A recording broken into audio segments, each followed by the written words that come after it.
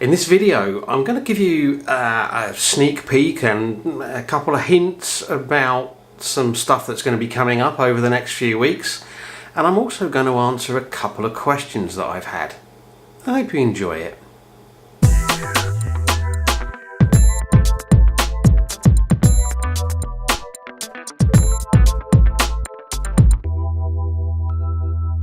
Hi everyone, thanks for joining me again.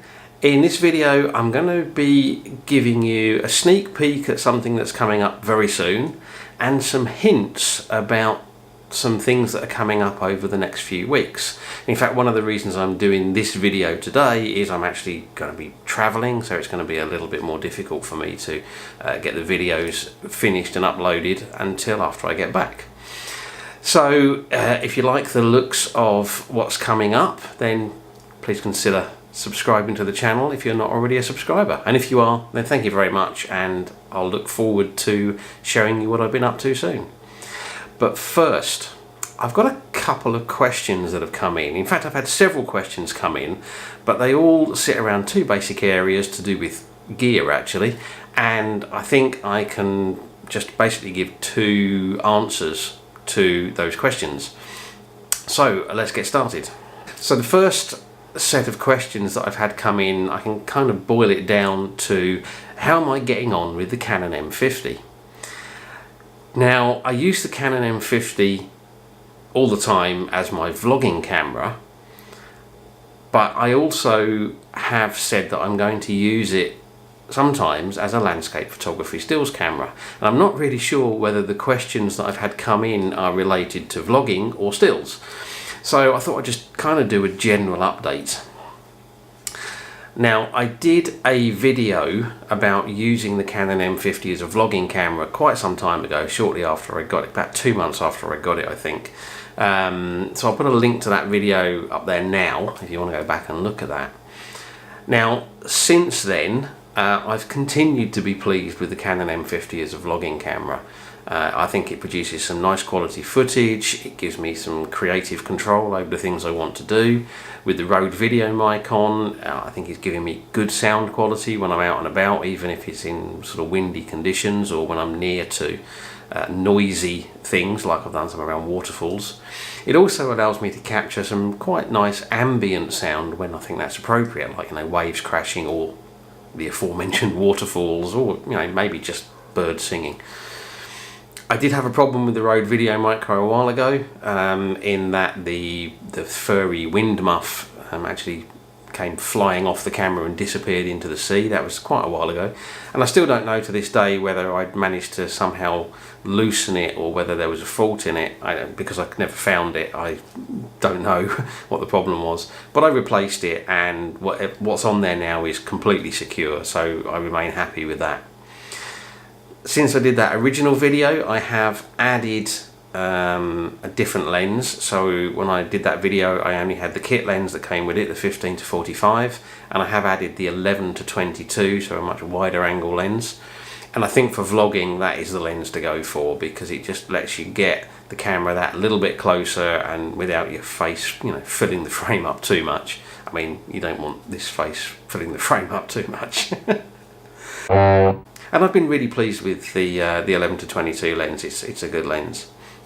One of the problems that I mentioned, or one of the frustrations that I mentioned with the M50 in that first video, was that once I put a tripod plate on, you couldn't actually open the door for the battery compartment and the SD card compartment.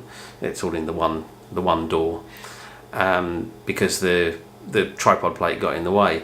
Now, since then, I've actually bought a Peak Design capture mounting plate, which you may have seen on my rucksack, and that basically enables me to clip the camera onto the rucksack when I'm walking around, so I don't have to carry it in my hand all the time. And that has a very nice plate on it, which is kind of double-sided, so that I can turn it 90 degrees, use the slot in it to move it slightly to one side, and now I can get access to the battery door. It will open up fully, and I can change the battery and I can change the SD card without having to take the plate off every time I want to do that, which is great if I have to do it out in the field. As far as using it for landscape photography is concerned, well, I have to admit I haven't done much. I did a video a while ago where I went out and did some shooting with it. I'll put a link to that video up there now.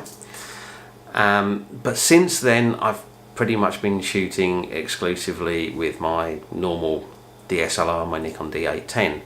Now, having said that, in some of the videos that are coming up soon, I will be shooting with the Canon M50, and as we go through the summer months, I'll be doing a lot more kind of lightweight exploration. So I'll be wanting to just go out with, you know, lightweight kit while I'm exploring, and I'll definitely be doing some videos about doing that as well. Now, when I did the previous video, one of the challenges that I was having trying to shoot with the Canon M50 was nothing to do with the camera. It was actually to do with the little lightweight tripod that I use normally for video, and it works fine for video, but I was kind of struggling with setting it up for some of the compositions for landscape photography with the Canon M50. Of course, I've now got my new lightweight three-legged thing Brian tripod, which I did a review on a couple of videos ago. I'll stick a link to that up there as well if you want to have a look at that. And that tripod is light enough and small enough to be, you know, to take out on trips when I want to be traveling light. It's not complete overkill like my old tripod was for a lightweight solution. So hopefully that will make it easier for me to do some landscape photography with the Canon M50 over the summer months when I want to be travelling as light as possible. The second set of questions that I've had a few people asking me if I've bought a new camera bag, and I think that's because on my last few outings people have seen me with a different bag to the big Mammut rucksack that I normally carry around. It's not a new bag, actually. It's my old camera bag. It's about eight years old, I think, maybe even 9 years old. It's well beaten and battered, and it still works very, very well. It's still a very good bag, and the reason I've been using it is because at this time of year I'm kind of in the position where I'm not needing to take too much in the way of extra clothing out, because the temperature is, you know, reasonably consistent throughout the day. And I'm not at the point yet where I need to be carrying huge amounts of water, so it's been quite comfortable taking the slightly smaller bag out, especially now because the new tripod being that much smaller and lighter, it actually is quite easy to carry it on that smaller rucksack, whereas my old tripod was actually too big really to carry on that rucksack. It kind of pulled and twisted and was very uncomfortable.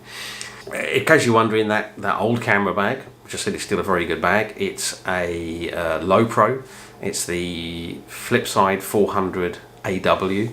It's a really good bag, and if you're looking for, you know, a good size bag that's pretty robust, I'd highly recommend it. I've had to replace the cords on the zip because they've broken, and I've replaced them with new ones. But other than that, the bag is absolutely fine. Okay, now looking to the future. I've got a trip coming up, and actually that's one of the reasons why I'm doing this video now, is because I'm not going to be in a position to complete, edit and upload new videos for a week or so, because I'm going to be away travelling. But I did manage to get out the other day, and I have done some photography, and I've done a video which is going through the final editing process at the moment. It's a trip out to a place that I have been before, a place called Fonterocha, but obviously at a very different time of year. So that will be coming out on Saturday, and then after that we'll be into the new stuff that I've done. Now basically we're heading off on a short holiday. We're going as part of that holiday to a historic and very picturesque Spanish city or town, I'm not 100% sure which, and I'm going to be doing some photography in the city itself. It should be very picturesque in the sort of the narrow streets and the old buildings and that kind of thing. but I also know that it offers some opportunities for some kind of wider open shots overlooking the city, which is I'm actually really looking forward to do. I think there's some real opportunities there. There is also a possibility of a trip to another city, but that really depends on timing. We'll have to see. And then when that's done, I've got another location that we're going to, which is a location that is linked very strongly to a very famous piece of Spanish literature. I don't want to give too much away. I'd like to kind of do the reveal in the videos, but I'm hoping that's going to give me some opportunities for some nice images and some nice video. After that, not really sure. We're coming into the summer months. It gets more challenging, but you can rest assured I will be out and about. I will be taking pictures. I will be shooting video and sharing it with you on this channel, and I really hope you're going to join me. Okay, so that's it. I've answered the questions and I've given some at least hints about what's coming up over the next few weeks, and I hope you'll join me. As always, I'd love to hear from you. Comments down below, let me know what you think. If you've enjoyed this video, please consider hitting like or share or both. And as always, I really appreciate you taking the time to watch. So thank you very much, and until the next video, bye.